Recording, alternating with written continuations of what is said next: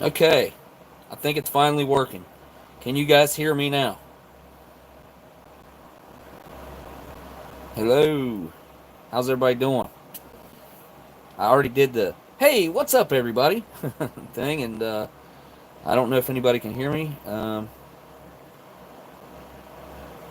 to the live chat here. I'm watching the chat. I'll start this video out by saying anybody who's watching this that enjoys it, hit that thumbs up. Let Google know what you're thinking. Miss Marilyn, can you hear me? Can anybody hear me? Nobody's responding in the chat. Okay, good. Gail, thank you so much. All right, so I had all kinds of trouble there. It kept saying, it kept wanting me to end the stream and saying that I had no connection, which I knew that I did. Very strange. I had to back all the way out of it and redo everything, and it continued on with the live stream after I backed out and came back in. Very strange. That's the first time I've ever encountered that before. But anyways, tonight, old school MRE, first generation, 1981 to 1980 to 1985 is where this could range from. So basically, a 6-year stretch there that this falls into, and this could be really good or it could be really bad. See, that's what you get into when you get into an MRE that could be 35 to 40 years old. And at minimum, this thing's going to be 35 years old, almost 40. Totally forgot. Hang on a second, guys. I'll be right back. I got to go grab something.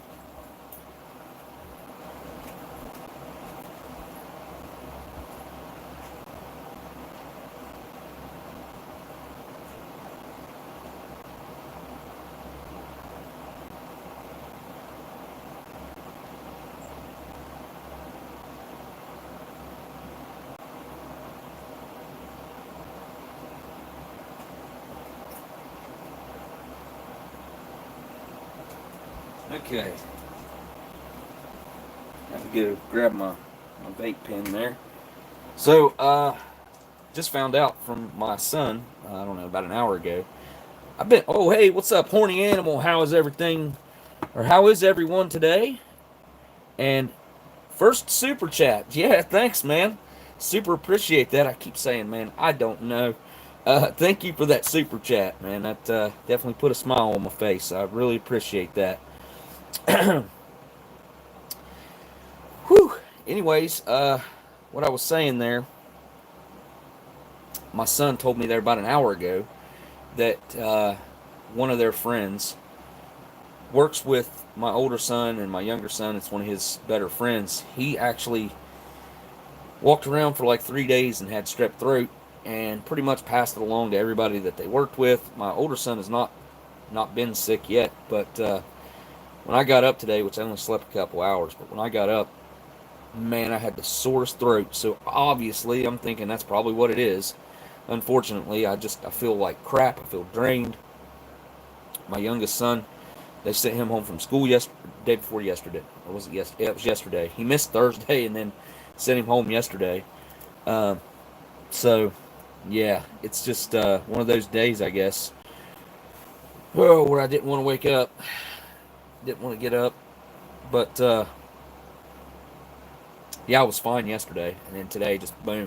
And I had this live stream planned out. I've been planning it out for a few days. I don't always do that, but I always try to give it at least a few days of planning. But like I said, I don't always get to do that. Like especially like last week when I went to Bob's, I just showed up with what I had about an hour and a half, hour and 45 minutes of prep, and Dub C helped out a lot there with boiling water and helping me prepare the mains and stuff, which it was cool to be able to get to sit down and eat an actual full 24-hour ration all at once, and pretty much finish the whole thing off. Left Bob with like half that candy bar, and I got a couple drink mixes left over and some simple stuff like that. But I'm going to go ahead and get this live stream started off, not with the MRE, but with a box that I have here that Readiness Reviews sent. Now there's a link to Readiness Reviews right at the top of my description. It's going to be, I think it's the first link in the description. So, excuse me. So you guys can check that out. and then we'll get into this. If this ends up not being any good by some chance, like, you know, I'm 50-50 on it. It could be, it could not be. If it ends up not being any good, then we will skip over and do some of the Minotaur stuff that I came home with. Got some freeze-dried mains, got some all kinds of different side stuff, and I don't know that I could put together a whole meal out of the things that I brought home, but I do have like some cool mains and some cool side items and some cool stuff that newer stuff that he's making. Before I went, I had nothing for Minotaur, so now I have I've got a box sitting here of Minotaur stuff. I've got one full ration in there, which is a breakfast. I also have 2 of the Arctic rations that he sent me home with, so plan on using one of those on a live stream sometime. But right now, I'm going to pull up Readiness Reviews box. I'm not going to put the side up that has his address on there because I do not know if he wants that out there. Sometimes when it's coming from another reviewer like this, sometimes they want, you know, they don't mind to have their address out there, and sometimes, you know, they do. But anybody who's in here who enjoys these live streams, go ahead and hit that thumbs up. Let Google know what you're thinking. Of course, I'm sure you guys all seen that stuff that's going on with Twitter and the censorship stuff that they got going on, which I guess they're going to have to go in front of a congressional hearing, I think, this coming week. So that's going to be interesting to see what happens there, because Google's going to get lumped into that mix for sure. And I mean, fortunately, unfortunately, depends on what happens. Google's going to get lumped into there for sure, and changes are going to probably happen. So that means changes to this platform in particular. That's why I even brought it up. So let's see, put the camera down here a little bit. The glue on these flat rate boxes is no joke. Get it stuck on your knife and it's like super hard to get off.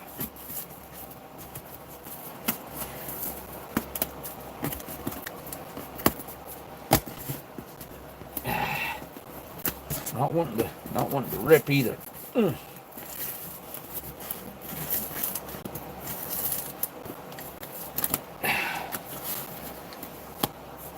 my freaking cat got me. Well, not my cat, a stray cat.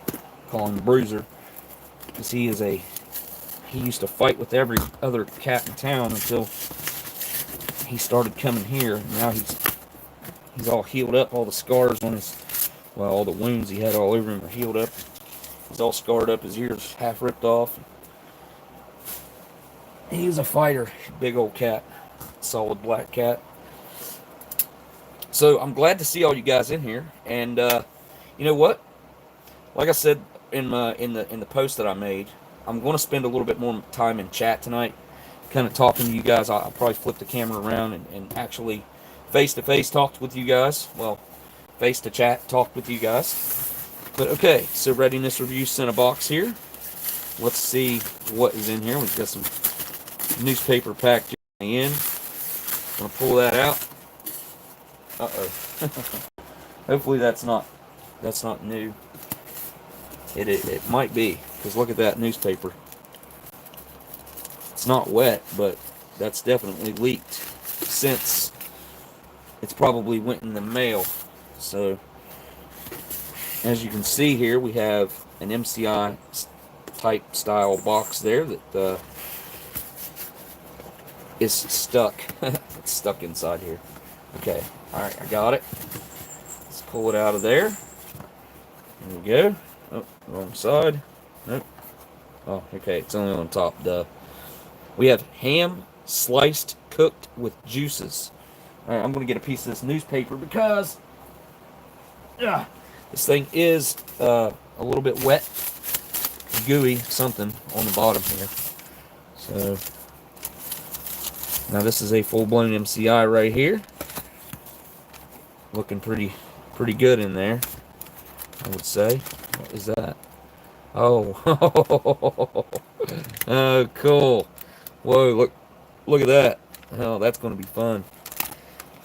Oh, it smells super bad. Oh, wow. So, yeah, definitely a cheese busted in there. Oh, that's good stuff. Love it. Love it, love it, love it. Someday someone will get some good ham. You know what, dude? I'm looking for a ham and eggs cooked from 1955 all the way up to, I'd say, 1965. About a 10-year stretch there. Out of a in-flight food packet, because I just have a feeling that there's good ones that are actually still tasteable. I don't know if they're edible, but tasteable that are out there. Okay, we have turkey with dumplings B unit. This is one of the civilian, so style, it's an MCI style civilian, made by Sopacko, Mullen, South Carolina. We're all familiar with Sopacko being a provider of military meals for many, many years now. And before that, they were Southern Packaging Company. So we have a non-opaque spoon there. I think I have a... The other day, I was looking through my stuff here. I thought I had a... I don't. All I have is this clear one. See, this is out of a 1952 or 57 RCI, Ration Combat Individual.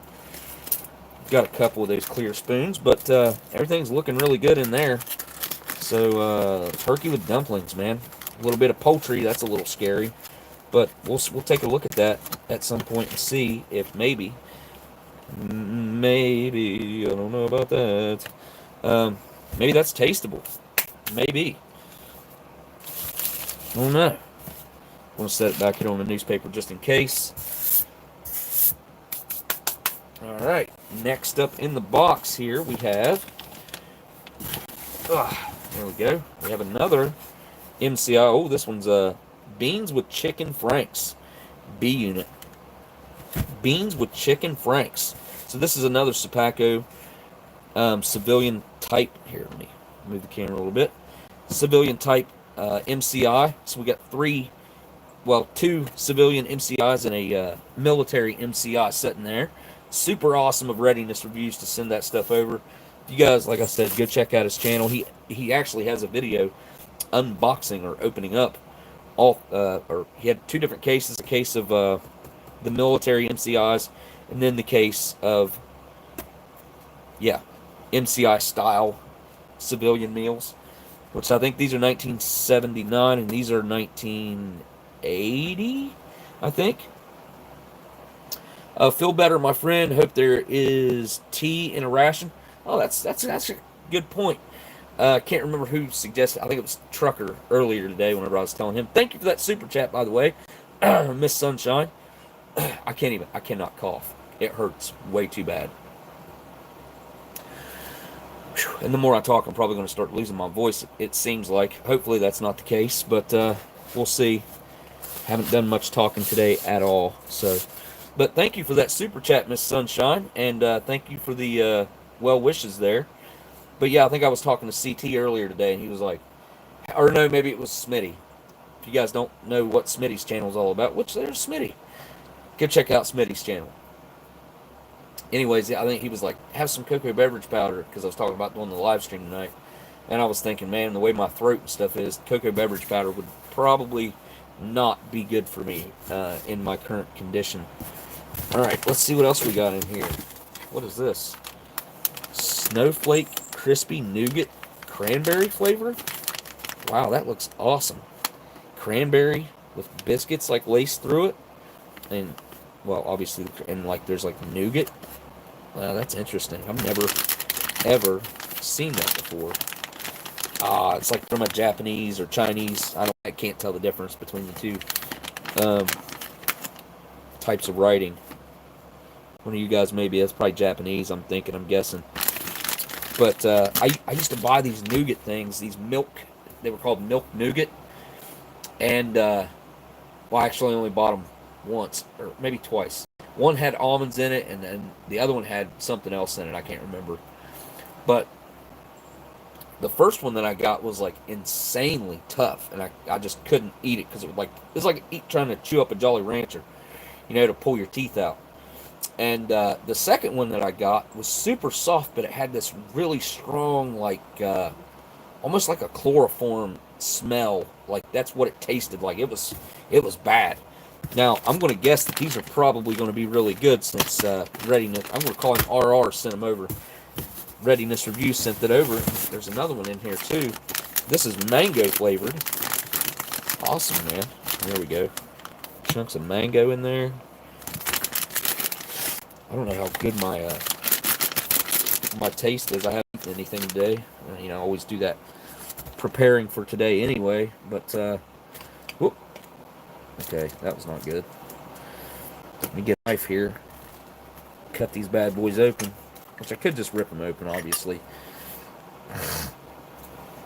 But I'm not going to do that. I'm going to use this handy dandy little IFAC knife from my everyday carry kit.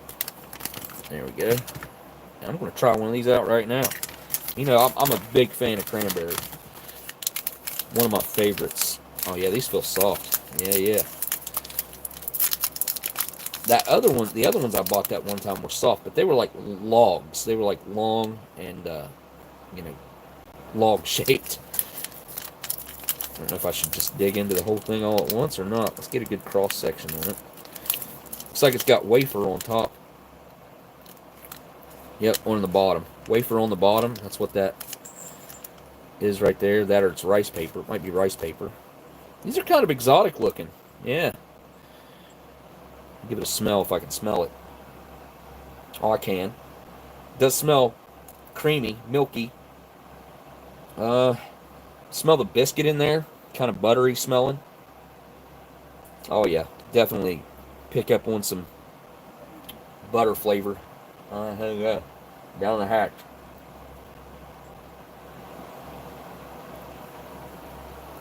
A little bit chewy. Yeah, I like that. The biscuit's a nice contrast there. I don't pick up much on the fruit. It's definitely not overly sweet. It's very lightly sweet. Milky and creamy and chewy. And it has this weird, like, I don't know how to explain it. Kind of almost like a grittiness as you bite down through the nougat. Not gritty, but kind of reminds you of that throughout because of the biscuit that's crushing inside the nougat. Pretty neat. Pretty interesting eating experience. I don't think that first bite had much fruit to it because this tastes a lot more like cranberry. Yeah, I dig that. Those ain't gonna last long. I'll try one of those here in a minute. I'd say the mango is pretty stark difference. What else do we have here? Oh, a choco pie. Are these British? Nope, Seoul, South Korea. Product of Korea. Can't say as I've ever had one of those. But that looks really good. It's like we might have two of those. We do. Awesome. Okay, we got a baggie here of some other goodies. A Power Crunch. Kind of like a trick-or-treat bag here. Some kind of wafer with protein energy bar, triple chocolate. Looking good. Got a couple Cliff Bars up in here. Blindside, howdy y'all. Made it. Well, thanks for the super chat, Blindside. We're glad to see you here, man. Because definitely a staple in the viewership over here is old Blindside. Provided a lot of stuff for a lot of live streams, too. I've eaten a lot of food from him. So, a Cool Mint Chocolate Cliff Bar. Limited edition. Oh, wait. Just the packaging. Just the packaging is limited. It's like a skateboarder. Cool. I wonder how long those Cliff Bars will hold up. What's the best by date on these things? I've eaten plenty of Cliff Bars over the years, but I never have paid any attention. So it looks like it's got a less than a year, 2021, March 26, 2021. I would guess is what that means. Surely it's not 2026, especially with the types of ingredients that are in here. Oh yeah, and it's certified organic too. Like, you know, a lot of people care about that. So what do we have here? Some fun-sized Milky Ways. Got 4 of those bad boys. Well, thanks for the candy, man. Definitely going to have me packing on some pounds. I'll tell you what, that nougat is sticking in, like, I don't know. It's not sticking. It's just the flavors. It's got a really good aftertaste is what I'm trying to say. Really good stuff, man. I like that. So, awesome box of stuff, man. I think that was everything. Let me double check. Yep. Nope. Sorry. Almost missed this. Boom. Got us a Readiness Reviews sticker, I believe. I think it's a sticker. That's going to go up here on my autographed Mickey Mantle photo. Here, I'll try to get you guys up there. Boom. Right there. Yes, sir. I would say it's probably, oops, going to be pretty much on permanent display up there.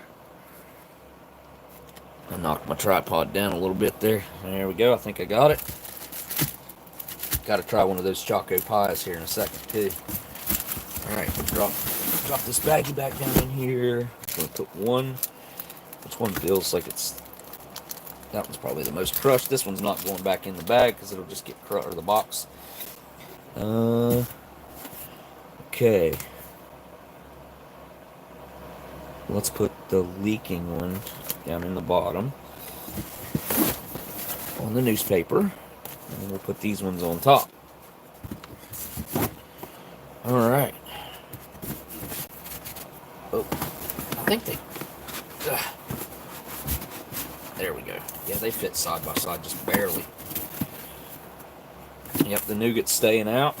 Okay, that's a heavy box. Whew. All right.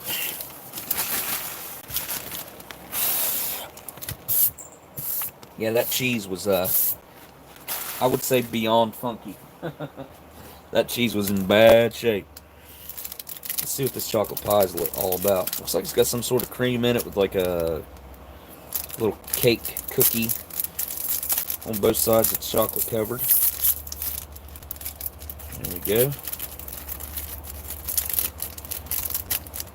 I don't know if you guys ever had them, but jelly cream pies.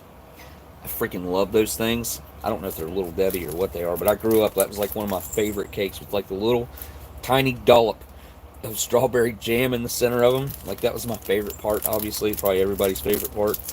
But they didn't overdo it, man. They made that, you like savor that one little bite. I always spread it into two bites of that center with the strawberry jam. Yeah, that's not looking too bad right there. Give it a try.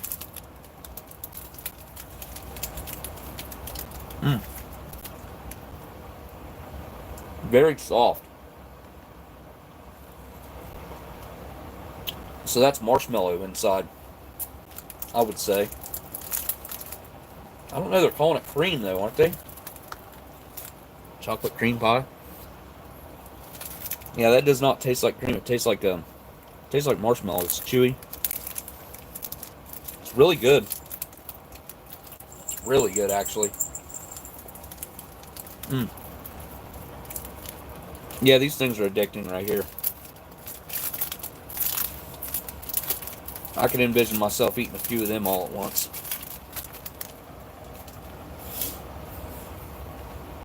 Yeah, that's definitely marshmallow inside, though. That is not cream. So, on to the MRE. Let me clean up my mess a little bit here.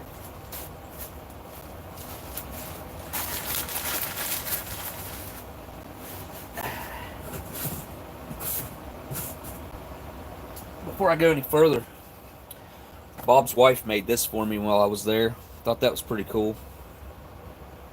Got my own mask. But I think if you guys need a mask or something you want it customized like that, I think she can make them for you. So if you get a hold of Bob and you need it, if you need a mask or a couple masks or something like that, you got something in mind that you want on it, I'm sure he can probably hook you up. I don't even know if I mentioned that last week or not. Probably didn't. All right, so we're going to be digging into a first generation MRE, which, back then the menus were pretty sparse, in my opinion. Obviously they've gotten more robust and a lot more variation as far as the different types of side items that were available, or that are available, I should say. Let me fix the camera. It's all crooked and looking wonky, and there we go.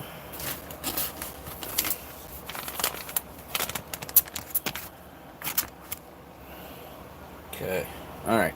But yeah, there was only the 12 menus, which eventually in 1996 we upped that. 1997 we upped it again.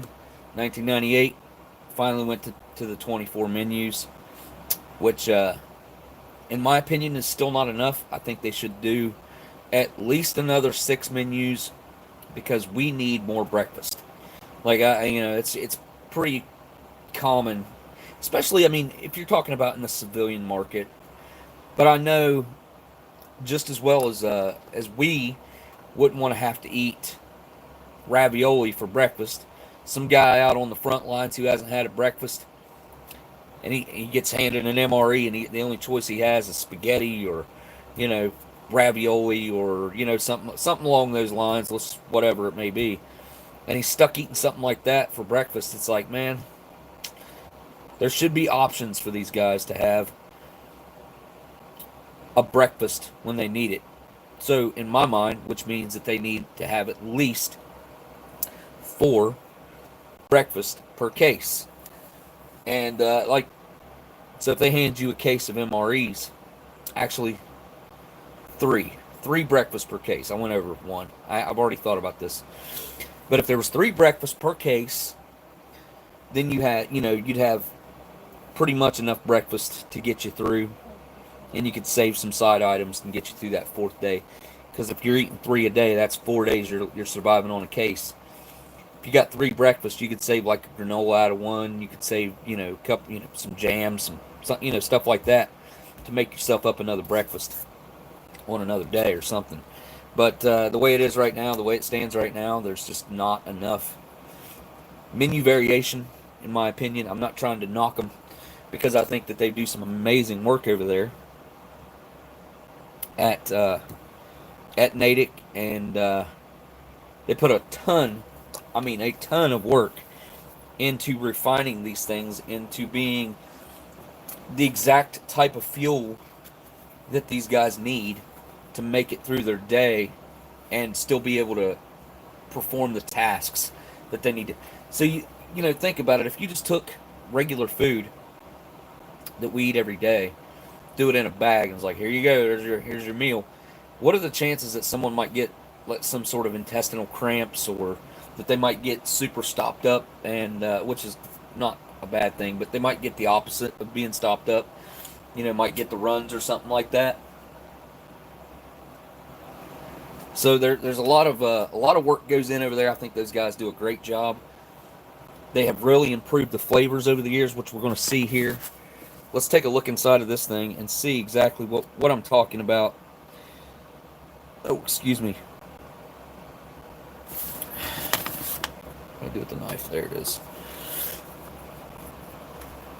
I don't know what the contents of this one's supposed to be. I mean, I could look it up really quick just to double check. But back in the early days, I mean, this thing's probably going to be roughly around 1,200, maybe 1,300 calories. I mean, that's probably pushing it. Let's see what it says here.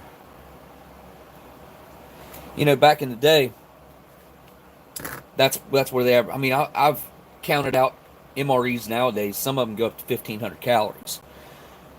Even though it's standardized as each MRE will have at least 1,250 to 1,300 calories. Like, they definitely go above and beyond that nowadays. And it used to be, and it probably still is, it's a minimum of 13% of your protein, 36% fat, 51% of your carbohydrates, and that's exactly what kind of nutrition you can expect out of one typical MRE. And they of course, like I said, have been improving on that for many years.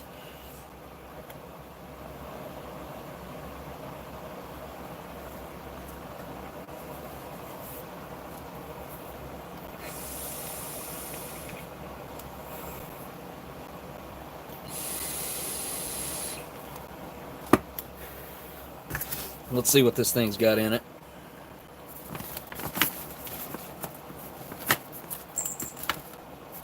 Open the top.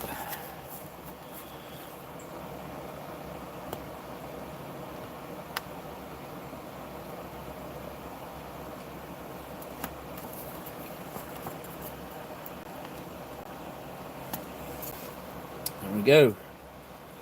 Now, the person that I got these from actually had frozen MREs. Just got kicked from my live stream.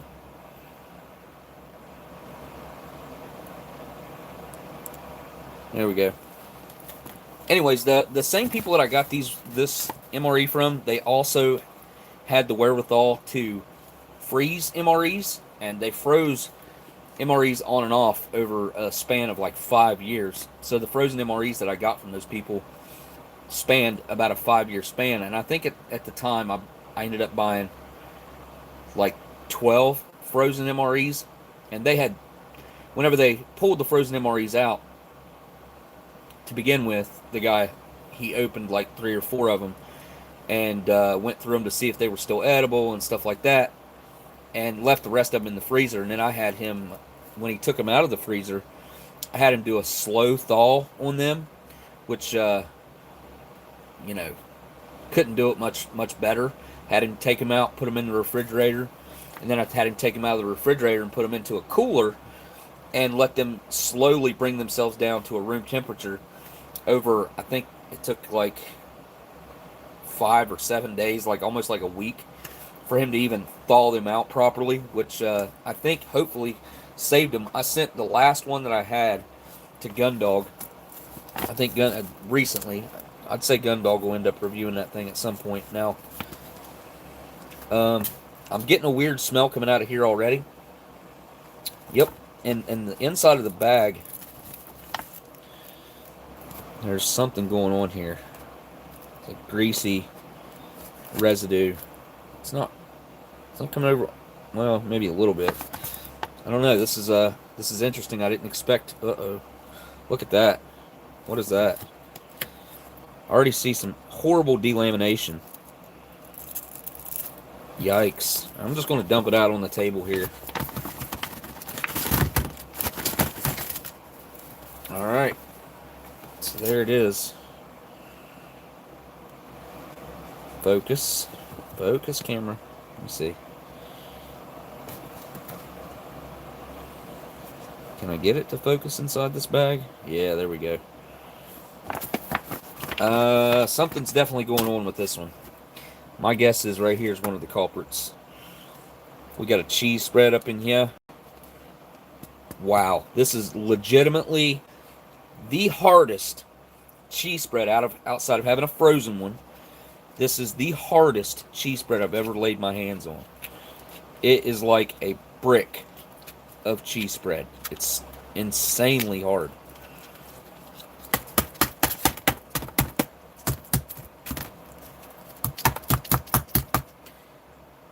Not moving the actual, I mean, it bent the end flap there, but let's take a look.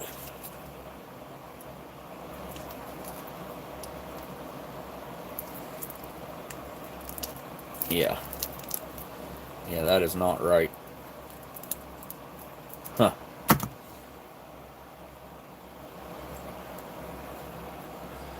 So here we have our MCI style spoon, or old school MRE spoon, which is what this is, an old school MRE. The spoon looks good. Here we have our beef diced with gravy. This is a menu number 2, beef diced with gravy. I don't know if I mentioned that. I probably didn't. Let's take a look at the ingredients list.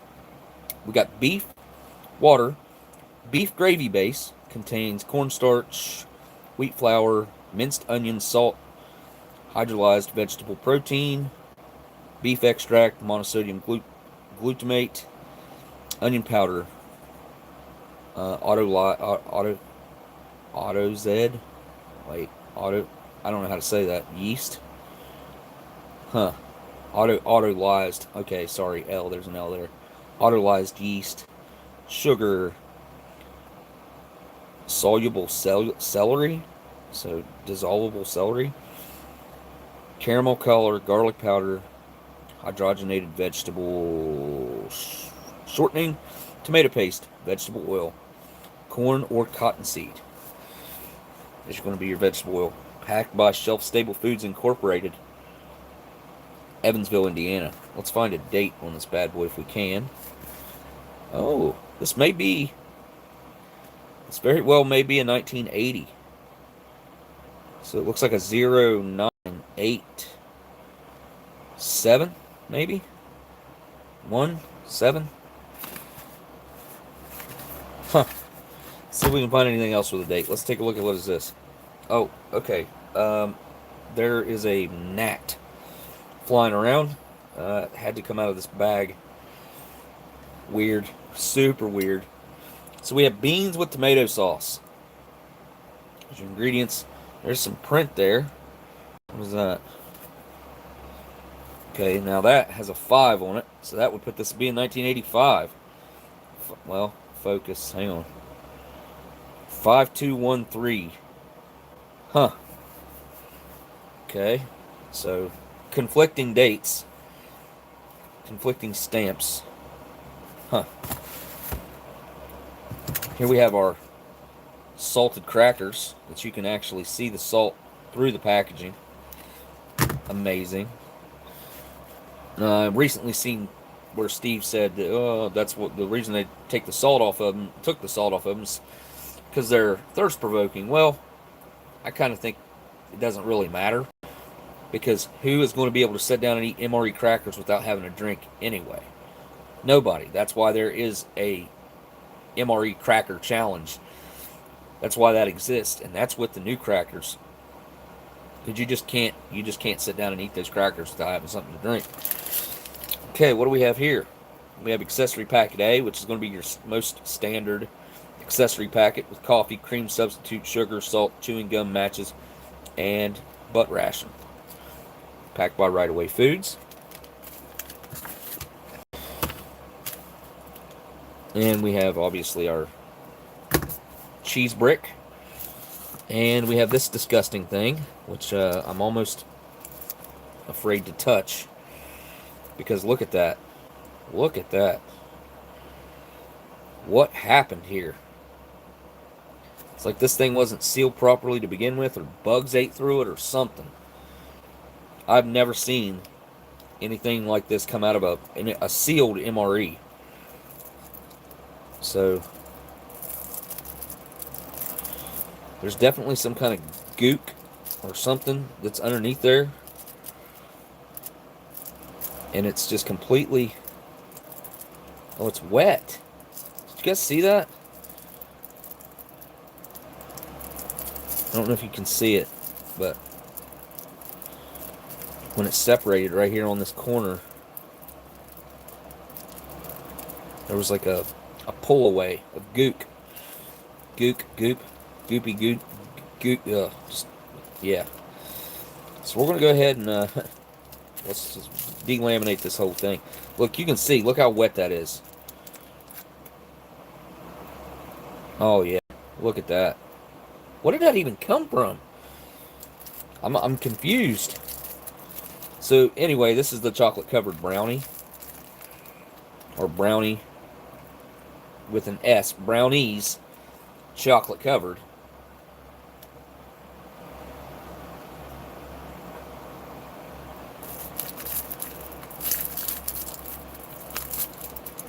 This is a great example of delamination. And wow, is this thing wet.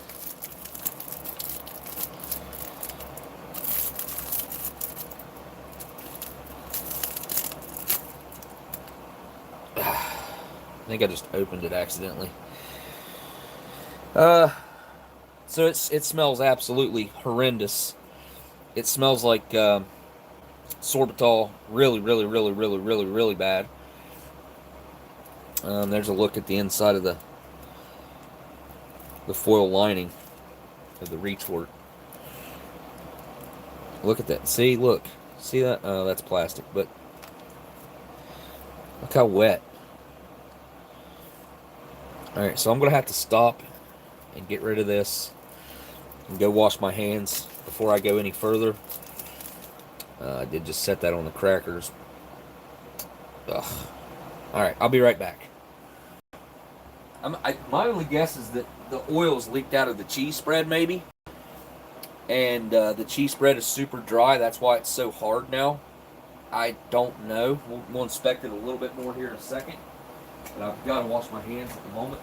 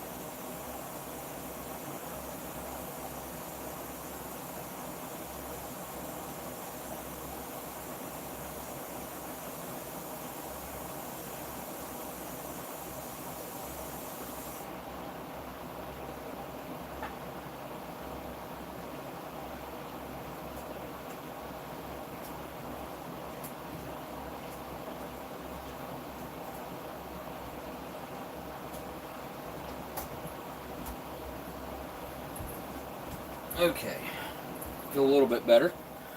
My hands are a little bit cleaner now. That, one of the more gross things that I've encountered inside an MRE. Let's take a look at this cheese spread here. Because, I mean, I see a ton of delamination going on here. If any at all. Oh, looky there. There's our culprit. Look at that. Hang on, let me... There it is. Right there's why that brownie was so disgusting.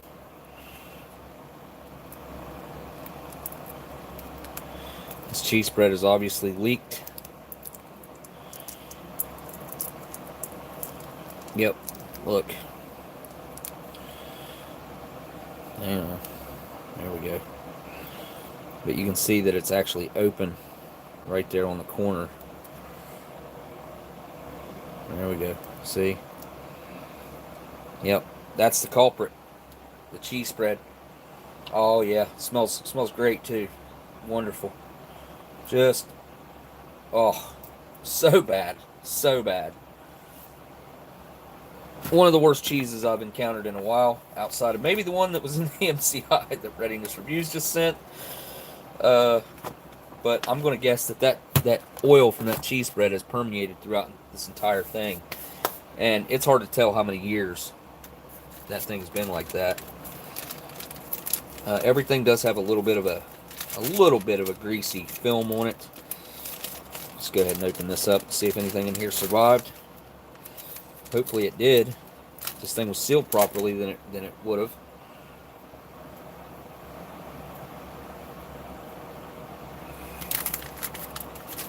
Alright, let's dump it out here.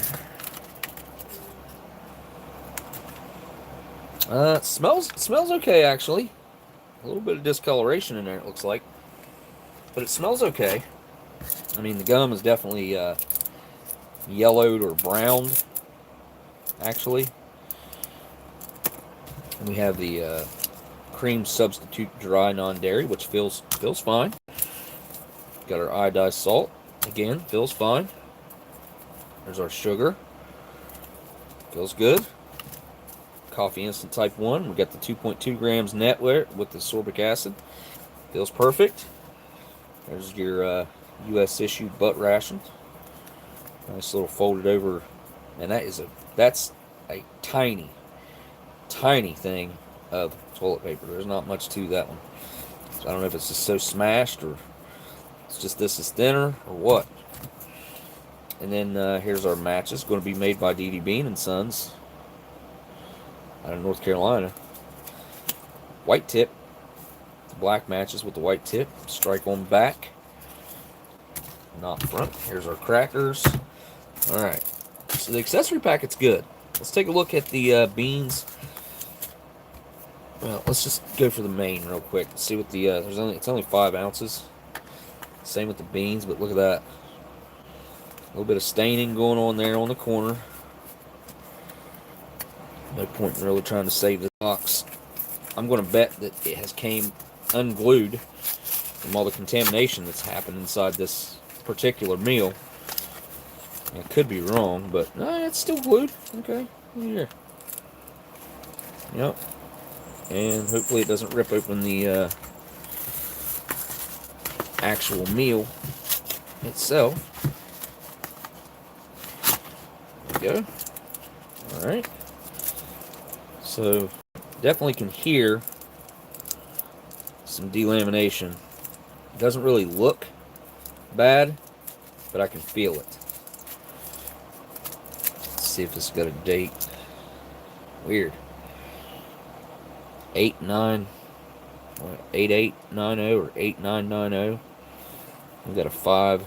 So it looks like 5 date is what we're going with. There's an 85 then. It's got a stamp on it. It does not. Yeah, this is probably one of the worst meals with the having the chocolate covered brownie. Those things never hold up. Just never.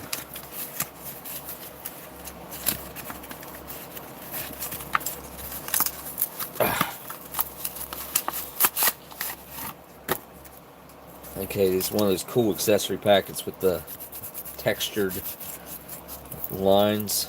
I think these beans are probably fine. I'm probably going to go ahead and heat up the... I don't know. I don't even know if it's worth messing with. It's so delaminated. I think the only thing I can save what was in the accessory packet and the crackers. I mean, the beans I'm sure are fine. But, yeah, let's see what I got from Bob's here. From Minotaur.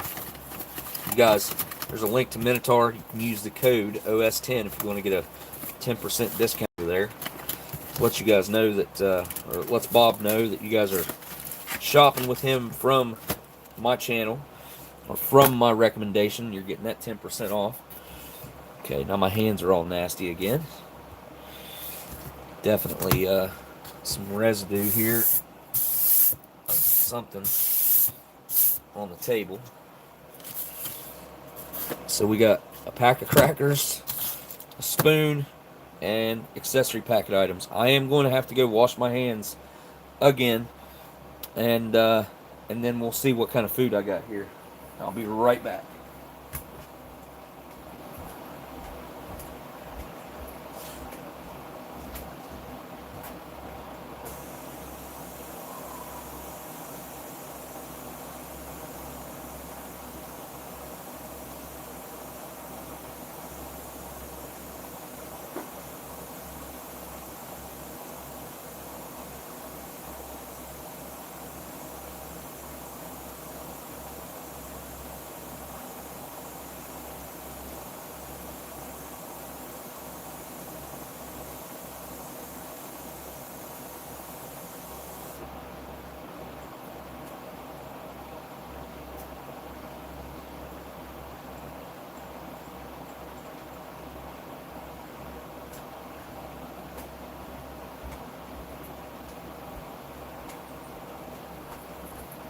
Alright, let's see what all I got in this box back here that we can pick from.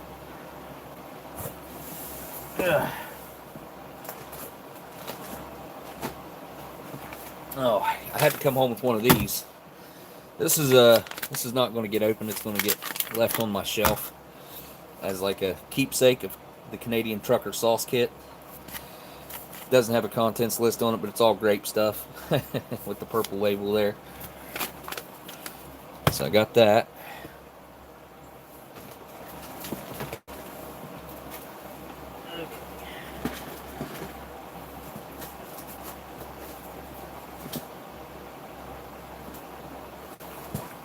Here's some mains. We got some freeze-dried sirloin steak cubes with rice and vegetables. Got some Arizona chili with beans. Some rosemary chicken with broccoli and rice. I'm not sure, but this may be that keto diet main. I don't know, something like that. If you guys really want to see those mains heated up, I can go throw them in the water. If you guys want to see what that beef diced with gravy looks like inside, I don't mind to do that. Totally up to you guys. I don't think that it would be safe for me to eat it, considering the level of contamination inside that thing. Now, I don't know. I mean, it might be okay, but I don't know. I don't think the oils from that cheese could really hurt anything or make me really sick or anything.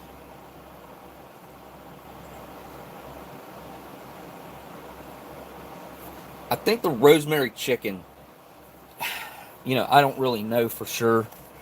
I think it's like freeze-dried diced chicken with meat, white meat, white rice, freeze-dried broccoli, and then they add rosemary garlic, and it's called rosemary chicken with broccoli, which rosemary is, in my opinion, a pretty overpowering spice. Not a huge fan of rosemary myself. It's just a personal preference thing, man. Everybody's different. What else? I got a chicken and rice here. So these three are not vacuum sealed, and these two are.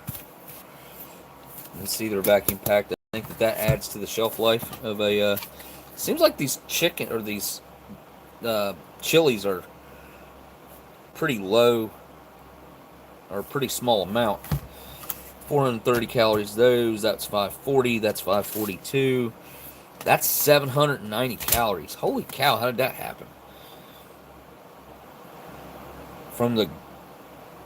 I don't know how that's got so many calories. Huh. Seems like a lot. Lot. It should be fine. What are we talking about? Should be fine. Off to bed, Prime Driver Andrew. What's up, man? Thanks for showing up. Wanted to stop in and say what's up to everybody. And what? And have a good... Oh, wait. Don't have good cell service. So streams in and out. So y'all have a good night. Well, thanks for stopping in, Prime Driver Andrew. Glad you're rolling around in your new truck there, man. I know you had that crazy loss of your original truck there.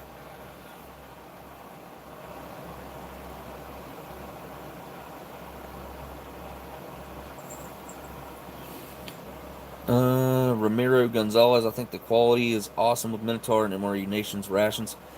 I do think that Minotaur and MRE Nation, I think that they go quite a good bit above and beyond what your typical civilian MRE company will do, especially when you're talking about adding different sides.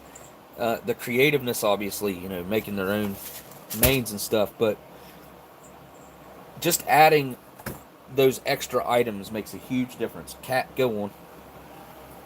Go on. I just pulled all the stuff out last night, organized it. I don't know why I even did that. Here I have a pack of that rosemary garlic butter, so you can make a chicken and rice into a rosemary. No, it wouldn't have the broccoli, but okay. Let's see what else I got in here. Got a whipped topping. Got a pumpkin spice whipped topping. Got one instant strawberry milk. A vanilla pudding. A pumpkin spice shake, which I didn't even know that they had. Didn't even know that I had that in my box. Here we have the vanilla cookies and cream shake, and I will tell you guys right now, I had one of these. It was one of the first things I had when I got to Bob's last week. Friggin' awesome. This thing definitely gets a big thumbs up from me. And then we have a Dub C dessert, which is the butterscotch pudding. The only way you can get this butterscotch pudding is to get one of Dub C's rations, I guess. That's what he was telling me. So,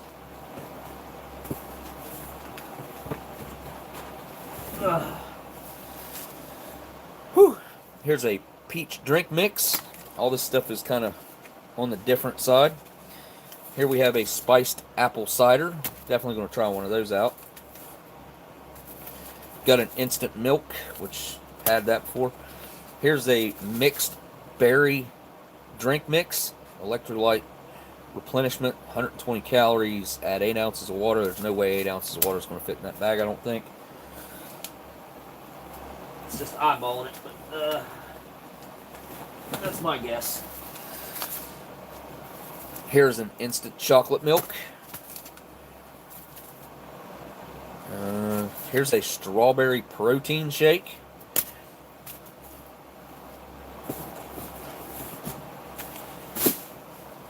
We'll pretty much just have one of a lot of this stuff. There, I got another instant chocolate milk. The freeze-dried milk is awesome. It really is. I got nothing bad to say about the freeze-dried milk at all. I got a cheesecake dessert pack and a strawberry cheesecake dessert pack. Brought those home because I think my wife is a big cheesecake fan, so I think she'd like that. What else? Yep. Okay. Got a dark chocolate cinnamon swirl oatmeal. Got a blueberries and cream oatmeal, which that's going to be my favorite. I can already tell you. I wish I'd have got another one of those. Here's a strawberries and cream oatmeal. This is big portions, I'll say that. It seems like there's a lot of oatmeal in there. What's the weight on this thing? It's 280 calories, but I have no idea what it weighs. We have a chocolate mousse, which I mixed up one of these the other day. Thumbs up. Good stuff. Here is a chocolate cookies and cream mousse. I'm going to guess that that's going to be awesome as well.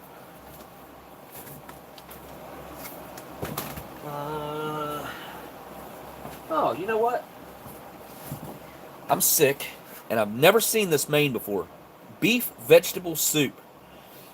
This was never in a military MRE. And there's a quick look at the ingredients on that thing. It's got spinach, edamame, beans, garbanzo beans, onions, carrots, vegetable base, cooked vegetable carrots, onions, celery, salt, sugar, corn oil, blah, blah, blah. Yeah, anyway, 180 calories in a 8-ounce main. I mean, this is made by Sopacko, well, packed by Sopacko, Bennettsville, South Carolina. That's a little bit different than what we're used to seeing. And it does have the card on the back of the box. Huh. I'm going to have that vegetable soup, guys. It's really unique. Something I'd never seen before. And I think that's all I got. Well, I got this meal right here. The filled French toast with vanilla-infused cookies and cream whipped topping to put on top of your French toast. Heat it all up in the thing. You know, the thing. Man.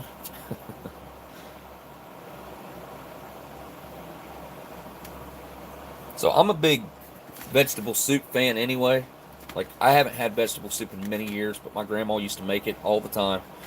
You know, green beans, peas, carrots, potatoes, and beef with the tomato juice was typically what we had when she would make it. And I loved her vegetable soup, man. Like, nobody else makes vegetable soup like hers. Obviously, you know, kind of a thing that fit my palate because I was trained to like that, I guess. But I do miss her vegetable soup. Another thing that she made that I miss is the coleslaw. She made good. She made really, really, really good coleslaw. All right, so I have not had one of these chocolate cookies and cream mousses. Let's make up one of those.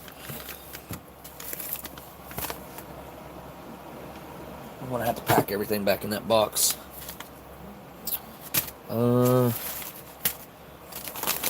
Kind of don't want oatmeal as a dinner item, so throw those back in there. Something I think's a little weird about this strawberry milk. They probably sealed it with air in it, but it feels like it's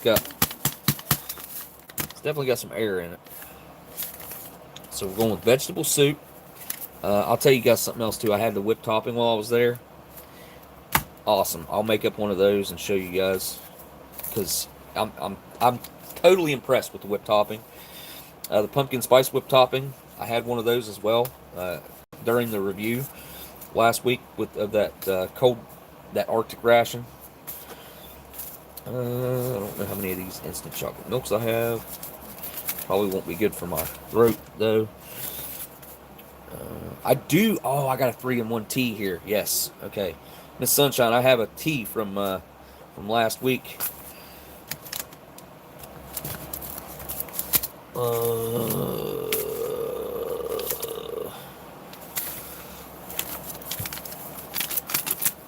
Peach drink mix. Let's make that up too. And I think I do. I have a peanut butter and jam out of a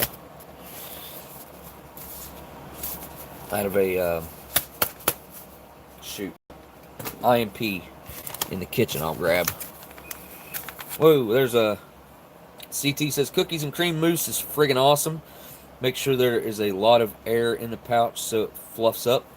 All right, man. Well, thank you for that super chat, CT, and I will do exactly as you tell me to do, my friend. Okay, I don't think I'm putting anything up that I need to keep out. It'll be hard for me to pack all that stuff back in there because I had it like stuffed in.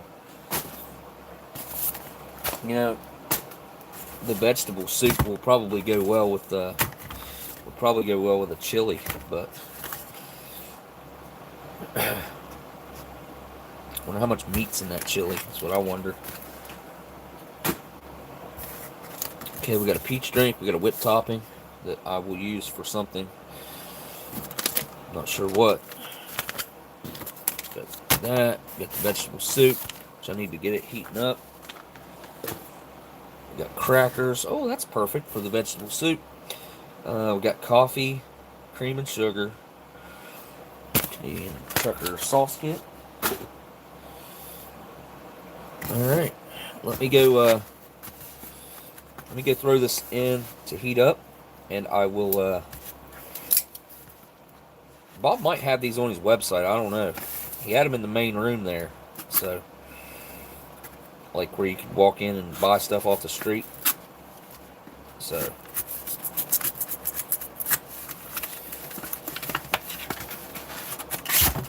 it's definitely one I've never seen before. Not until last Saturday.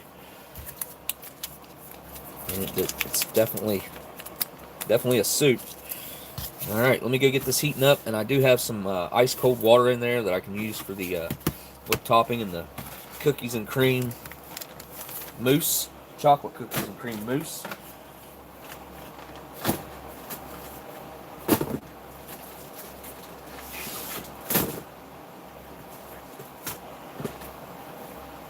Whew. My leftovers there.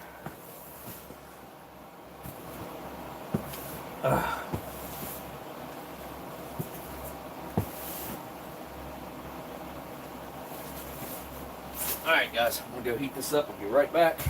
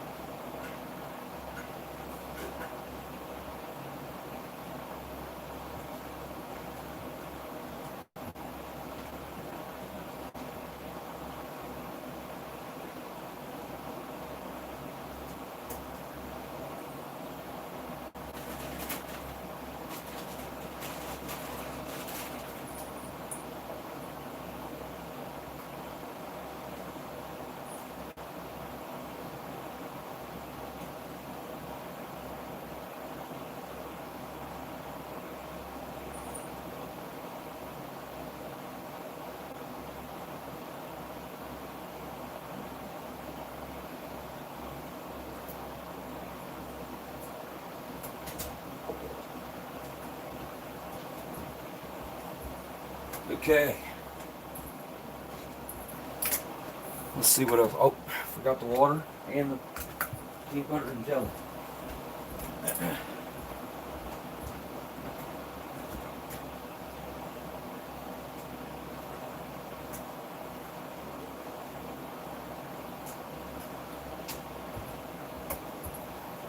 Alright.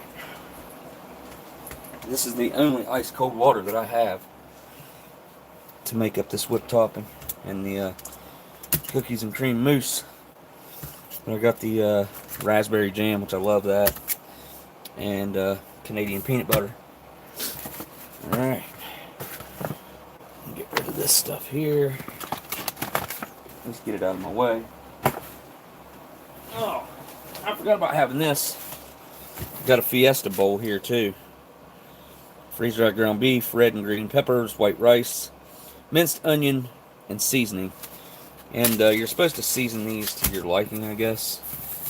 Not a huge fan of that, but because just one more thing you got to carry, in my opinion. And then I have, again, like I said, I've got this, which is a full meal. Got the cherry drink mix in there, some pilot bread. Got some of that French onion. Got cut off again. I'm starting to feel like I might be. Uh-oh. What's going on here? Oh. I thought that was like crumbs or something. Oh. You guys have no idea what I'm even talking about because I had a stupid camera flipped around on me. Again, come on, man. Jeez. There we go. Sorry about that spot on my hand, guys. Sorry for my little bit lower energy tonight. Also, definitely felt better. I do have a Dub C one as well. Oh yeah, and I've got this that I got from him. Which, and if you're into like cosplay type stuff, grab that too. That's super cool. I love that. It's going on display. High energy cereal bar. Yeah, I think we got enough to eat up here. Coconut chocolate muesli. The Dub C menu. Alright. Should I grab one of the teas out of here? I mean, I'm gonna have coffee. I'm good. Coffee's good enough. I don't think coffee's good for a sore throat and stuff, though. I don't think. Alright. Let's start with a tray. Knock over all my canteens while I'm at it. Yep.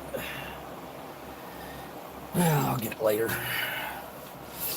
I think I might have a pinched nerve, like a sciatic nerve or something, because I got this weird pain that runs down through my leg, all from like my back through my hip down through my leg, and it's pretty predominant. I've been trying to ignore it as much as I can, but man, it's not easy. Peach drink mix, so strange. Let's crackers over there. Let's do the peach drink mix real quick. I think it says it takes 8 ounces of water. Anything else I'll need a cup for? Probably end up putting that mousse. Well, I'll put some of that on the tray. That'll be easier. So this takes 8 ounces of water, it says. I'm going to put less than that in it, probably. Just to get the full effect, you know. I mean, I could try to put 8 ounces in this pouch. Honestly, I don't see it happening. I'm sure he's tested it, but man. It's got a slight peach scent to it.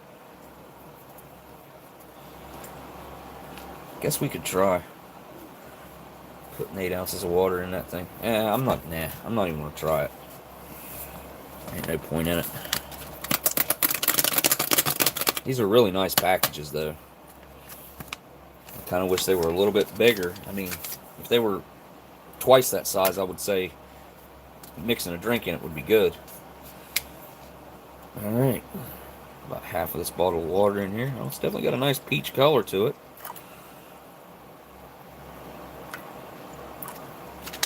Alright. That's really close, I'm sure. Got this weird light-colored MRE spoon here. Where's my Minotaur? Oh, there it is. Here's my Minotaur one. Throw that up there since we're eating a bunch of Minotaur stuff here.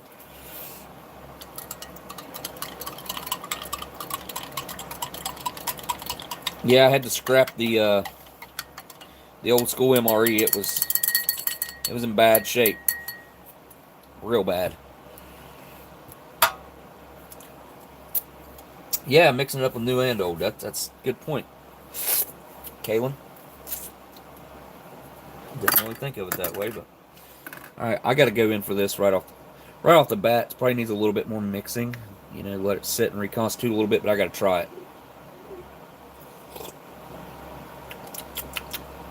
Ooh, nice. Good evening. Hope all is well, my friends.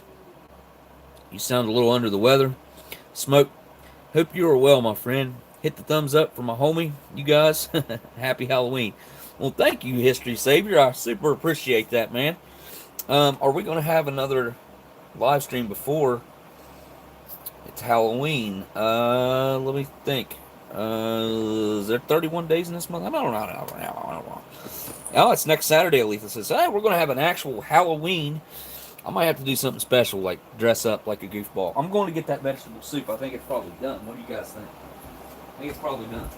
Here are some results from the web. Oh, cool.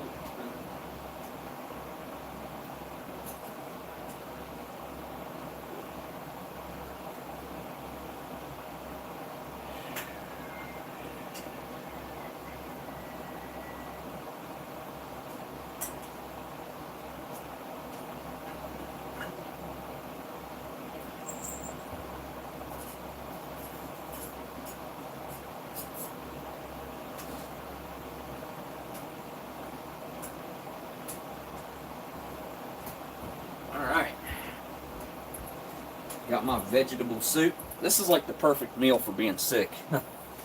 It's awesome. Now, right after that super chat from History Savior, you guys go check out History Savior's channel, by the way. He does some awesome stuff over there. Miss Marilyn says, Smokey, no milk.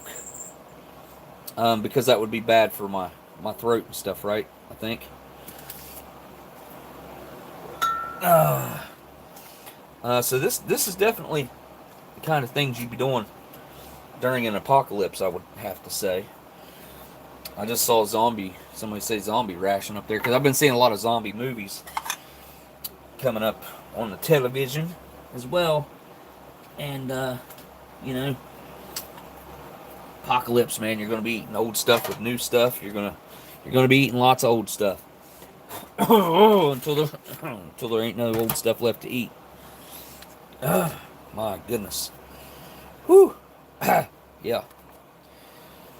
So, okay, so this Melmac bowl right here, I kind of forgot to mention it last time I used it.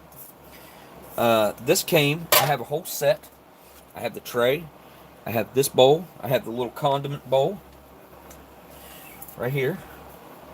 It's got like a defect, like a green, like a piece of green stuff in there. All that stuff's like fibers that are made into the actual bowl. Each one is unique because of that.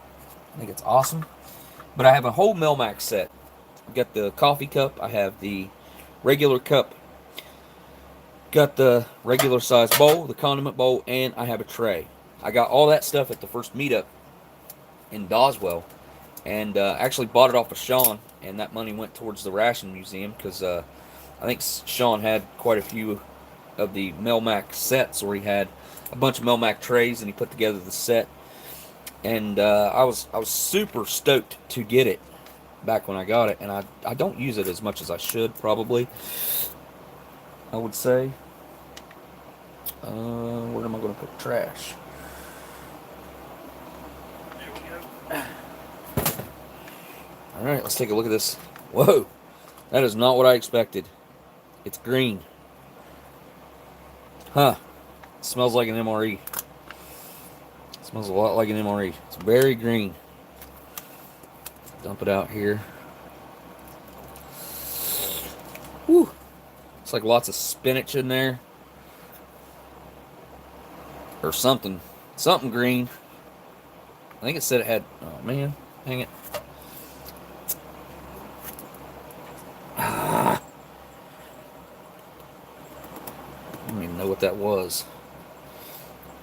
See, there's a bunch of it stuck to the inside there, too. Alright, gotta pull this back up here.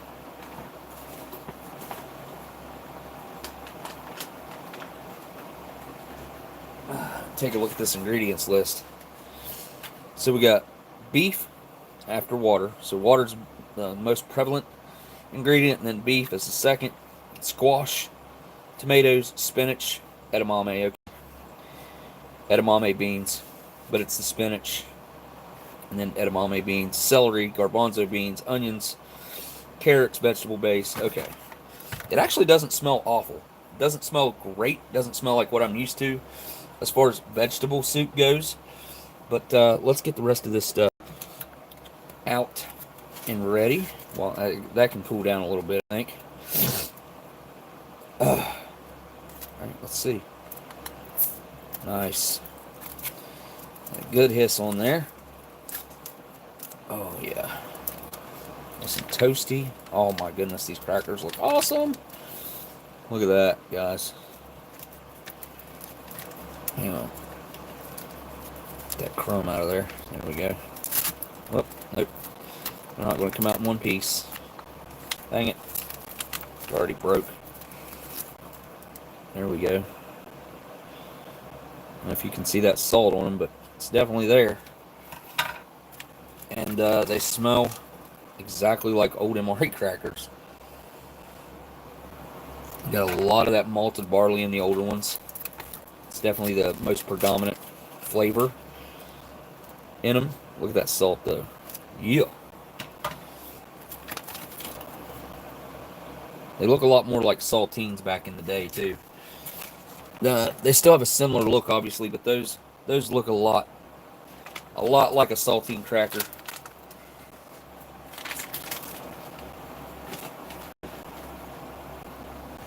Okay. Next up. Oh, by the way, the peach drink. Let me give that another little quick. It's definitely changed its color. It looks like apple juice now. You know, that's a really nice change up from what, I guess, from the typical flavors I'm used to.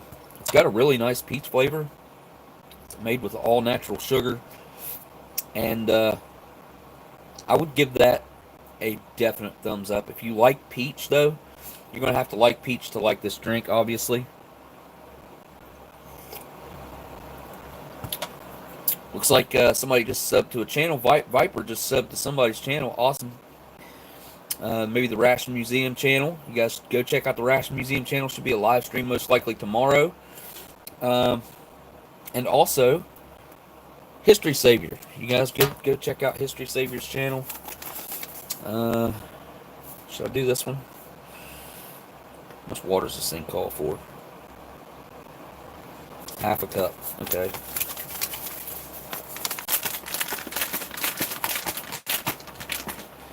Yeah, the good old Pink Floyd cup. Here's the other side, the wall. Oh no, we're just another brick in the wall.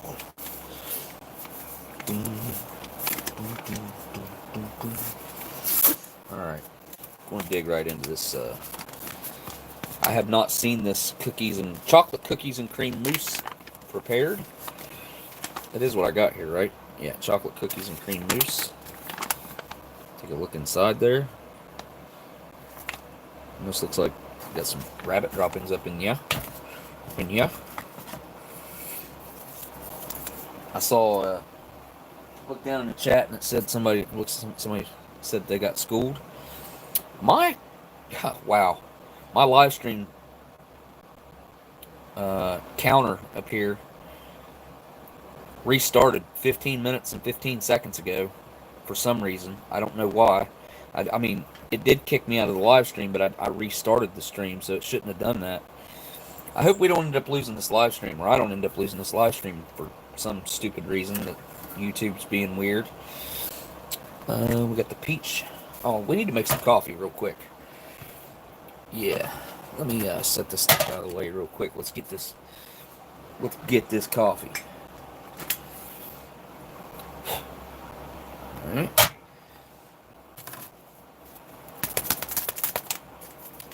Got the Type 1. This is good coffee, guys. One of my favorites. Coffee Instant's really good. The new Coffee Instant Type 2 is good as well. And Coffee Instant Type 2 is good as well, too. You know, all the actual military coffees that are in packages like this are usually pretty good. This is definitely the spray dried. Look at that. Perfect coffee. Oh, it smells amazing, too. Curious how much caffeine's actually in the cup of military coffee. It's around 100 milligrams. Like regular coffee would be.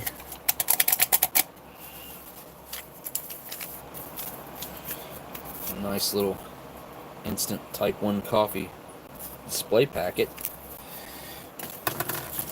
Going ahead and throwing the sugar in. You guys know I like my coffee loaded. I'm going to take a look at that creamer too.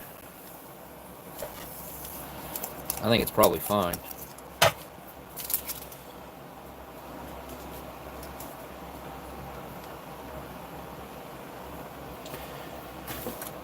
We're going to take a look at it first though.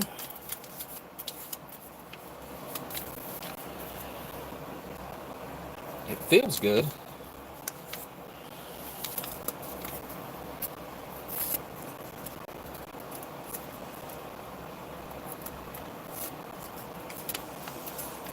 Oh yeah, that looks perfectly fine. A little bit off yellow, I'd say.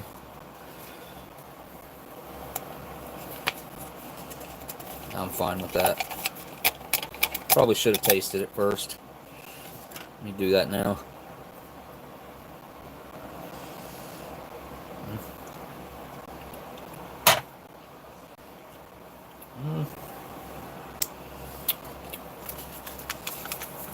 It tastes a little bit funny. I ain't gonna lie. It's got a little bit of that off flavoring. I think it's just probably from the other stuff that was in the package that it opened up and stuff like that. Absorbed some of that scent into the flavor. That's what I'm gonna guess, or at least that's what I'm gonna go with.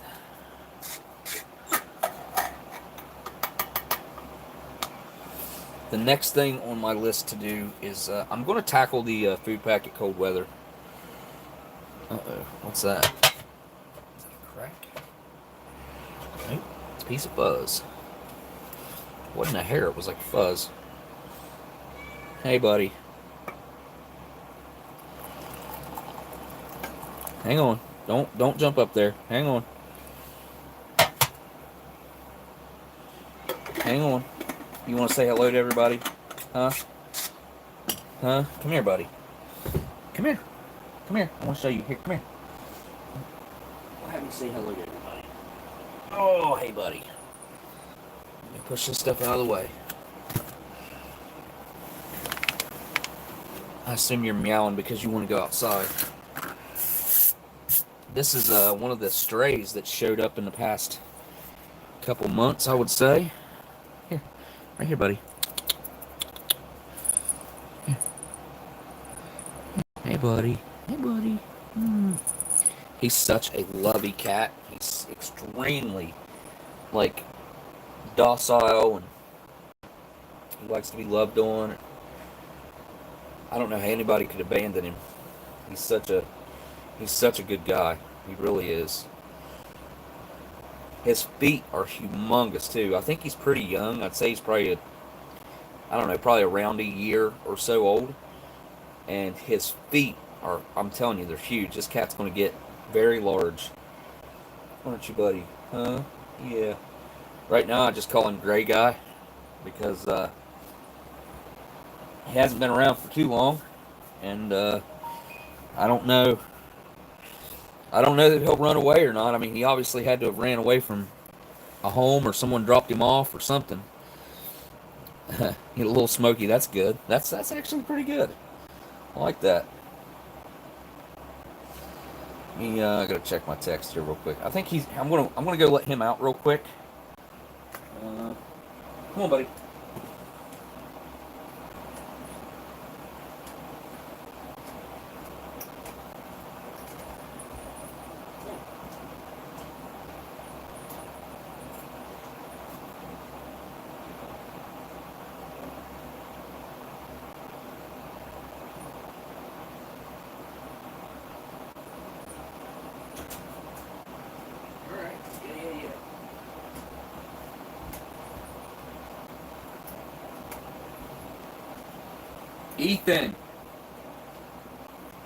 Ethan, you got a golf thing tomorrow?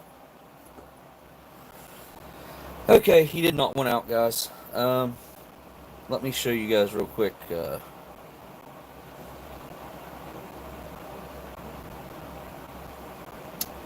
Where is it? Huh. I know I took pictures of that cat. There's this other cat that showed up. Here she is. Like, check this out. I'm pretty sure she's full-blooded Siamese.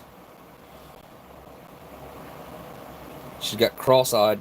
She's got blue eyes, and she's cross-eyed. But yeah, somebody dropped her off or something too. I don't know. Am I strangling the cat? No. No. No, I was trying to get her head turned around so I could, yeah, right here. Because she wouldn't like look at the camera, but I wanted a picture of how cross-eyed she is. She's super cross-eyed. Which, I think that's a trait of full-blooded Siamese cats. Because I had a Siamese cat. That was the first cat I ever had, was a Siamese cat. And its eyes were cross-eyed like that. Okay, something's up with this coffee. It's stuck to the bottom of the cup. Really bad. Chunky. Man, that is not cool. I had my son do my boiling water in the thermos for me, and I'm going to bet that it's not as hot as I typically have it. There's a couple steps I take to make sure that the thermos is really hot when I put the hot water in it, so it keeps it even hotter. Instead of putting it into a cold thermos, heat the thermos up. I'm just going to have to leave that spoon in there until it dissolves off of there. Alright, make up this whipped topping and the chocolate cookies and cream mousse as well. I don't know what I'm going to do with this whipped topping. I don't really have anything to put it on that I know of. Although I do like the whipped topping. Alright, measuring cup. Check. It's important, I guess, that you do exactly as the instructions say on these desserts that Bob has. Okay, exactly 4 ounces of ice cold water.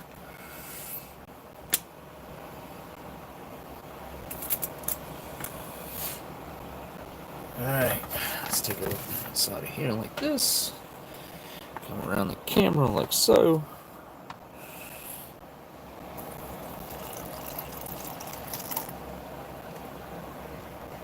Alright.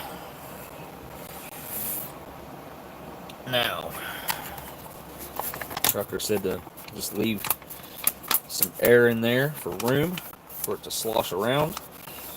And we will do exactly that. Fold this over and shake vigorously. Now, you'll be able to hear the consistency change.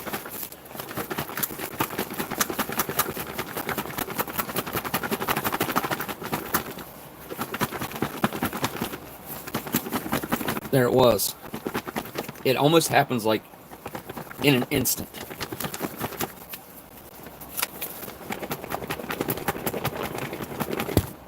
Oop, hit the camera.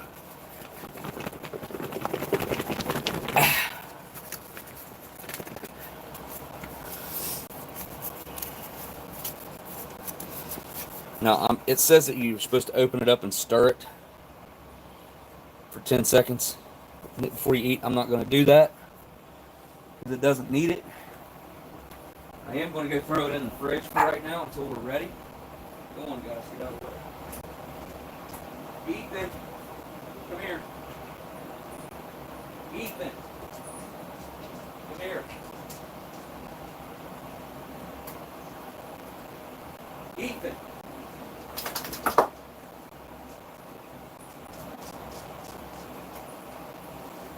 Gotta let him out. Okay. Next, I'm going to get into this.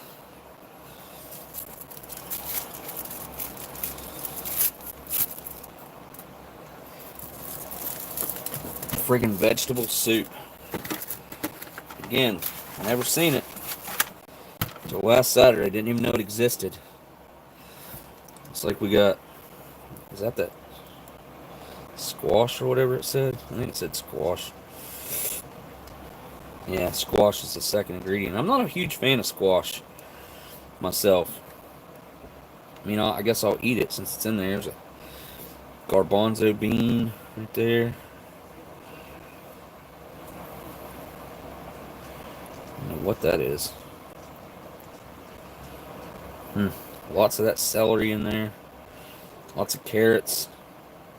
I don't know if that's bell peppers or what. Carrots maybe, I guess. Tomato maybe. Alright, get a chunk of beef in there. A little bit of everything else. I guess here we go. Down the hatch.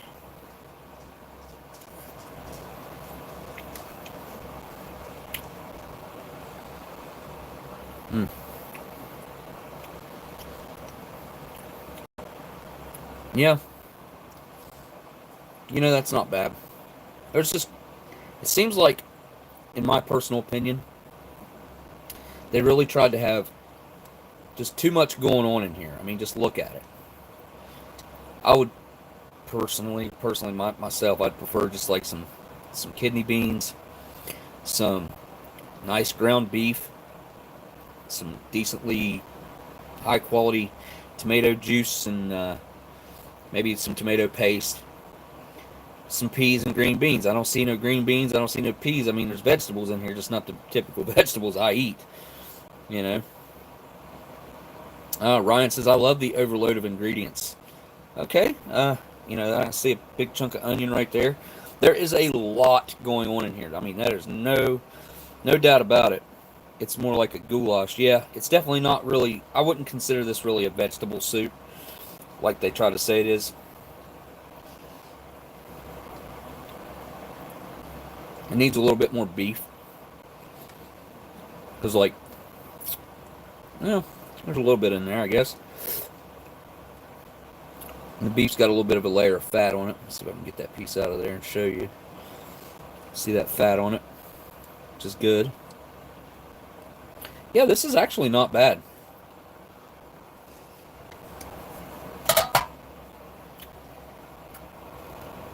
It has a very acidic bite to it.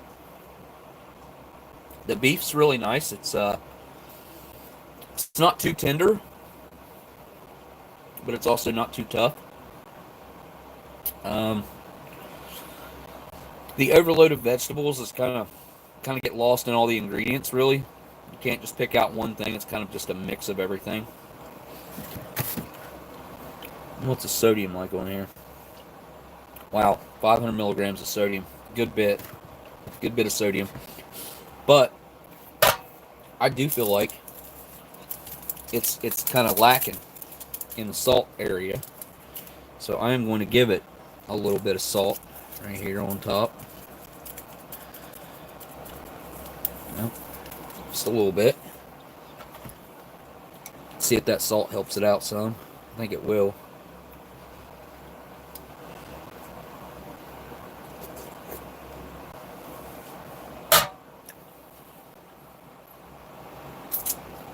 Yep. So the salt actually did bring out more flavor in that.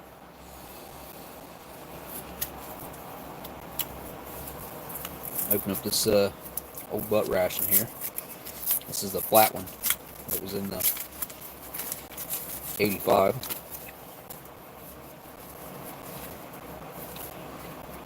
Yeah, something's that, like, this is thinner than it typically is.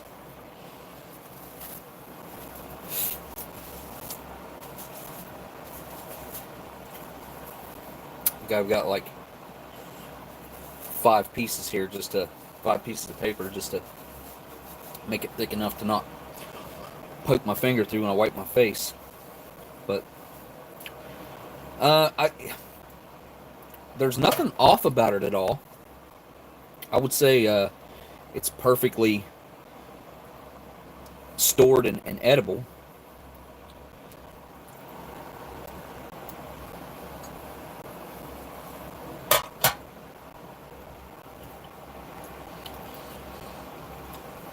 Everything has taken on the flavor of the tomato juice base.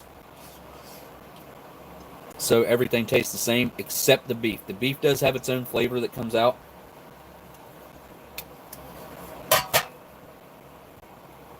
Outside of that, everything else just kind of mixes in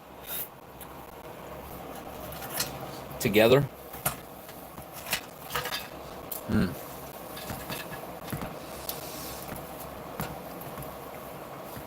I do think that these crackers are probably going to be well served in a bite here.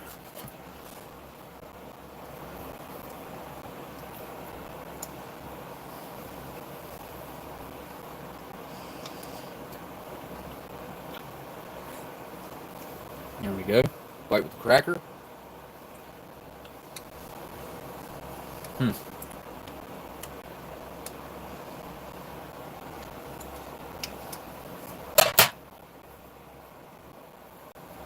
Yeah, I like it.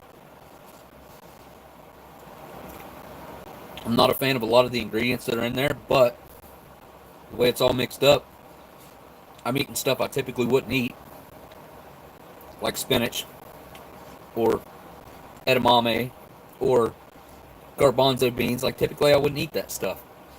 So, good way to kind of broaden your horizon on the vegetable front. And I have a halfway decent feeling that this is probably halfway good for you. It's not going to be the best, but as far as like MRE mains, this has got to be up there on one of the more nutritional meals that you could have.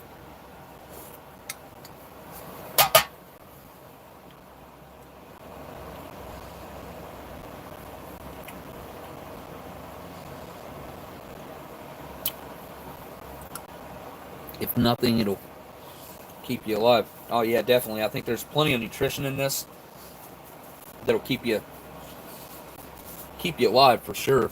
I'm a fan. I am. Surprisingly, after reading the ingredients, I was like, I'm probably not gonna like this that well. The cracker does do a lot for it, in my opinion. Not quite like adding a cracker to chili, but now I want to try this cracker on its own. As you can see, that salt on there. Super salty. Crackers are in perfect condition. Very strong with that malted barley flavor right at the at the front. But then you get this really nice, light, kind of a wispy wheat flavor that follows it up. And something else I'll say about this is it's easy to eat. This is a very easy dish to eat.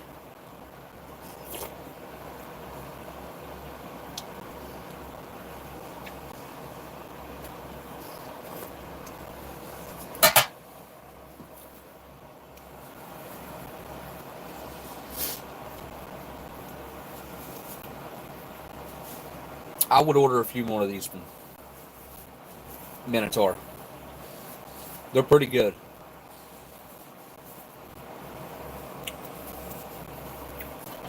Yeah, I never really thought about it, but this does make sense making it into a main.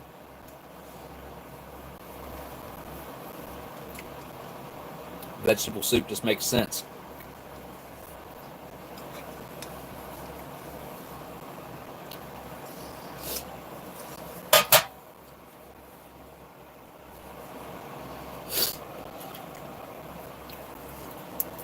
Pretty hungry, and this isn't insanely high in sodium.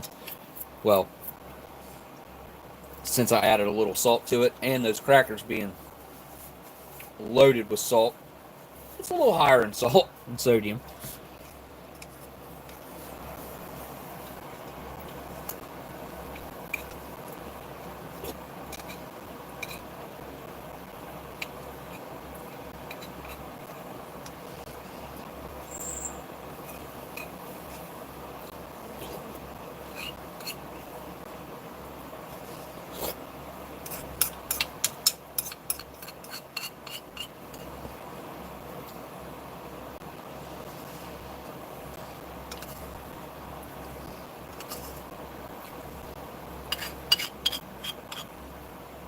Last bite.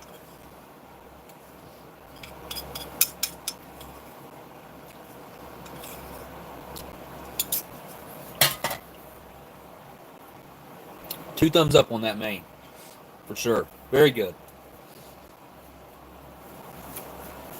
Definitely hearty too. You know, it's easy to eat, but it's substantial.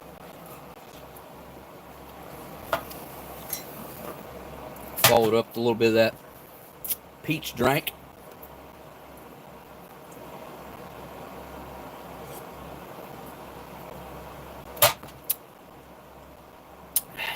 That peach flavoring, it is pretty strong. I'll say, you definitely gonna have to like peach to like this.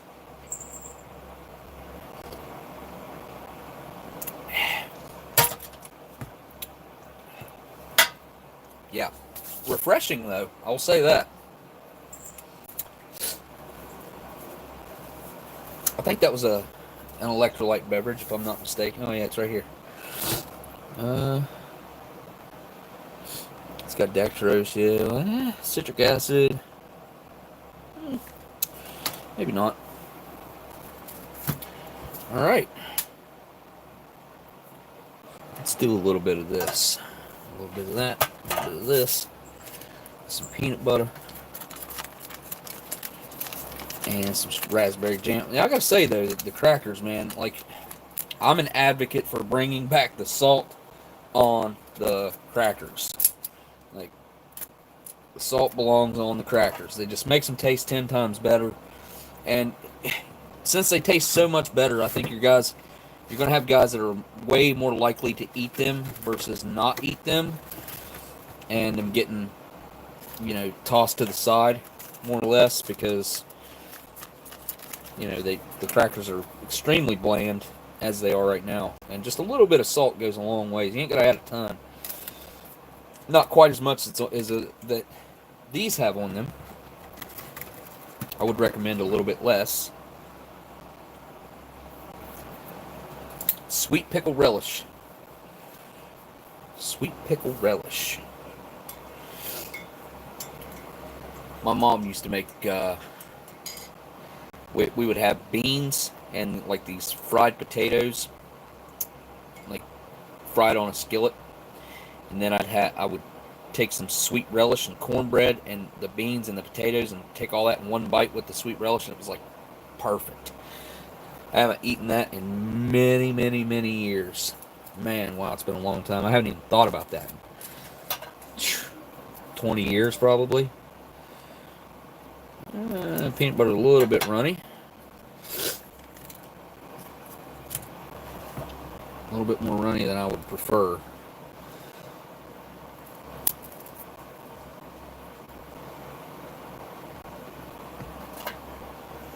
Go. Yeah. Canadian peanut butter and American vintage crackers. Oh, wow. That is amazing. Those crackers are so much better.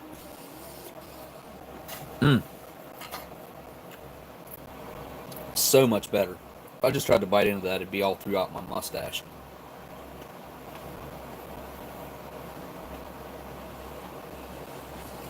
The Canadian peanut butter has sugar in it.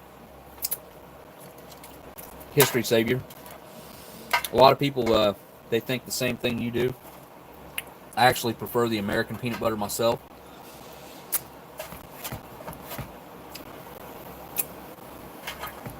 But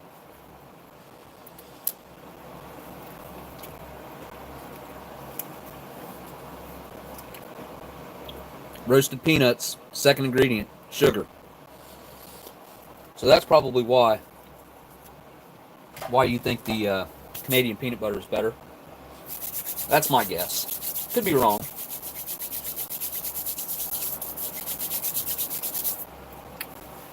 Hey, anybody watching right now that hasn't hit that thumbs up, I need one person at least to hit that thumbs up. Look down at 66, so a number I do not like to see.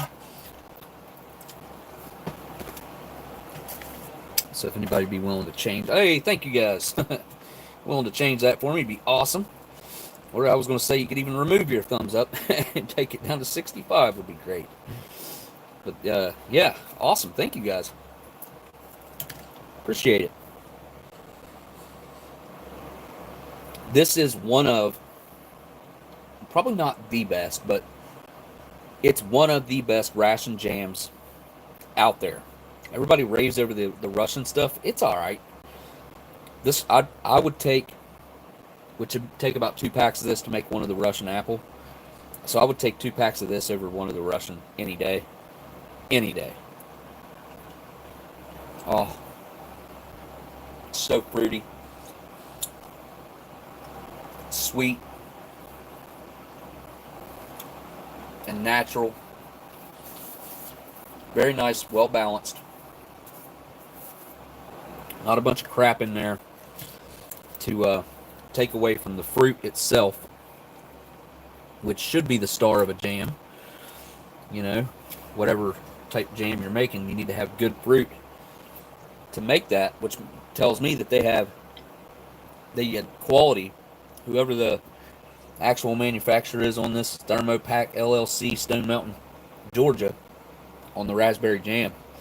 But they had some high quality fruit to make this jam. It's amazing. So good. The only problem I have with it, there's just not enough of it. There should be double. They should give you 2 packs. 2 packs of jam to 1 pack of peanut butter. I'd be happy. Again, that's a personal preference type thing, but I don't know too many people who'd argue with that. There might be a few out there that would prefer it the other way around. So this coffee was a bit weird. Things did not dissolve properly, especially on the bottom. You'll probably see that if I finish it off. And the creamer, as you can see, is a little bit chunky up in there still. Ugh, not good. Hopefully that creamer wasn't completely off. We'll see.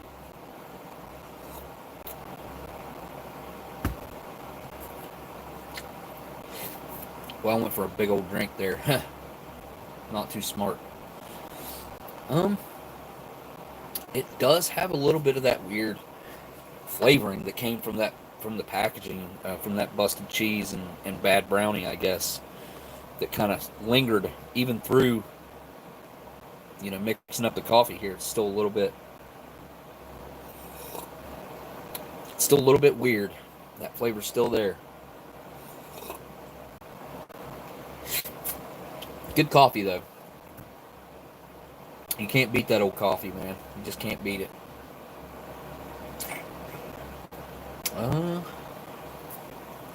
Alright, I'm going to go for one bite of cracker and jam here. Real quick. Get off of there. There we go.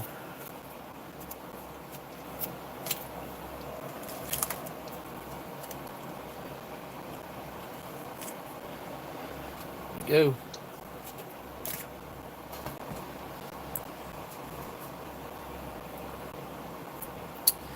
Mixing these ones together like so.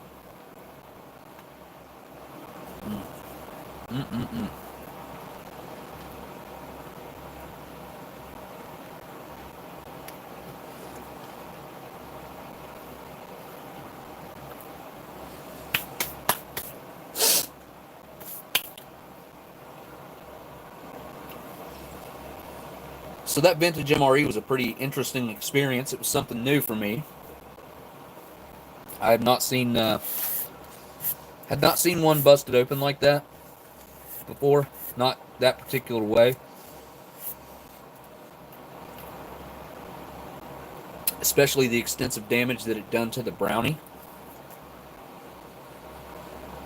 Basically peeled the entire aluminum layer of the retort off of the brownie.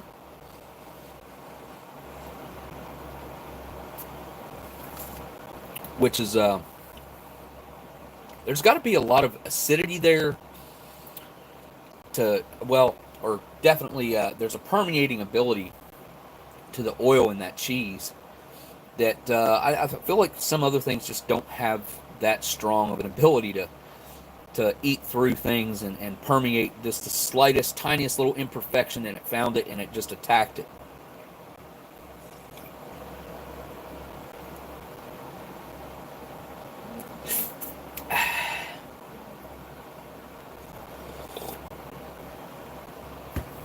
Caitlin does have a channel. I do believe there is a link to Caitlin's channel in my description in the ladies that do MRE reviews section of my description. If you want to find it there, there's all kinds of stuff down in my description. I kind of overload my description, and that can be a bad thing for when people are trying to find stuff, but it is what it is. This History Savior's still on here because I was about to have one of these World War II German smokes that he sent me. Oh, History Savior. Hit the thumbs up, guys. Smoke.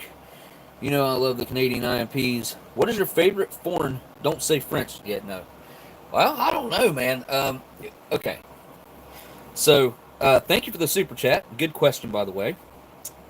And I'll turn the camera around here. Have a smoke. Let me get one of these smokes out, since I know History Savior's here.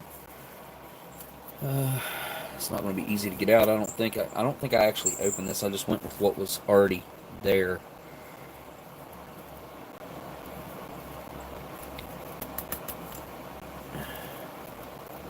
Well, maybe I did. Maybe I did. Okay, there we go.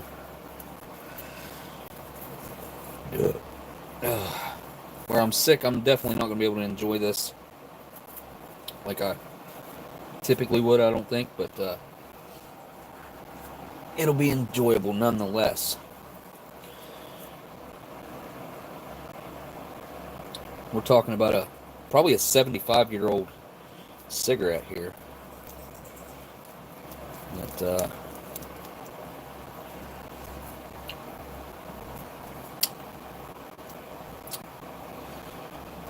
little bit of moisture there so it doesn't crack on me. Alright. See if K-Man's lighter he got me will still light. I think it is. Yep. I'll flip the camera around here in a second.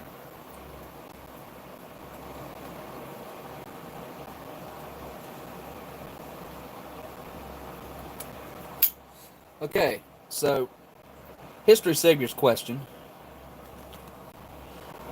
Gotta quit moving the tripod. Dang it. Alright. So, History Savior's question. My favorite international ration. So, no, kitty. No, kitty. Hang on, guys. Cat. Say hi, Brownie. Say hi, Brownie. Yeah, I know. She stays in all the time, pretty much. The rest of them are, the other two that are in right now are typically outside. It's odd that they're inside. Anyway, my favorite international ration. That's kind of a odd question. I gotta hit this.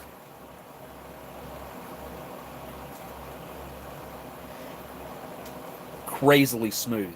This thing is